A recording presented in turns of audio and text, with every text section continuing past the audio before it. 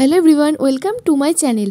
আজকে আপনাদের সঙ্গে শেয়ার করব দোকানের স্বাদের ঘুগনি বাড়িতে কিভাবে সেই একই স্বাদ নিয়ে আসবেন।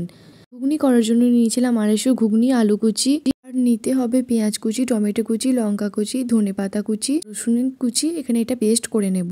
মশলার উপকরণ: কাশ্মীরি লঙ্কার গুঁড়ি, হলুদ গুঁড়ি, জিরে গুঁড়ি, লঙ্কা গুঁড়ি, মিট মশলা, তেজপাতা আর গরম মশলা। প্রথমেই মটরগুলো সিদ্ধ করে নিতে হবে। তার জন্য প্রেসার কুকারে আলু, মটর, নুন, হলুদ দিয়ে 4টে সিটি মেরে মটরটাকে সিদ্ধ করে নিয়েছি।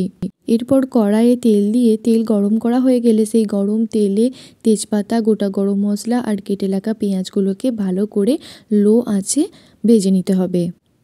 লো আঁচে পেঁয়াজটাকে 10 মিনিট ভাজার পর এই ভাজা পেঁয়াজের মধ্যে দিয়ে দেব টমেটো কুচি, লঙ্কা কুচি, আদা রসুন পেস্ট দিয়ে এটাকে আরও ভালোভাবে 10 মিনিট ভাজতে হবে। আমি আদা রসুনটা দেওয়াটা স্কিপ করে গেছি। এরপর সব রকম মশলাগুলো এখানে দিয়ে দেব। হলুদ গুঁড়ো, জিরে গুঁড়ো, লঙ্কা গুঁড়ো, কাশ্মীরি লঙ্কার গুঁড়ো, মিট মশলা, স্বাদ মতো নুন আর কাশ্মীরি লঙ্কার গুঁড়ি।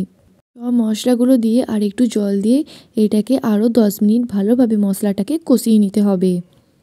এরপর সিদ্ধ করে রাখা মটরগুলোকে এই কষানো মশলার মধ্যে দিয়ে দেব। সব মটরগুলোকে কড়াইয়ের মধ্যে দিয়ে থেকে করে রাখা একটা ভাজা মশলা এর ওপর দিয়ে ছিটিয়ে দেব আর দিয়ে দেবো স্বাদ মতো নুন আর চিনি। এরপর জল দিয়ে লো আঁচে 15 মিনিট এটাকে ফুটতে দেব।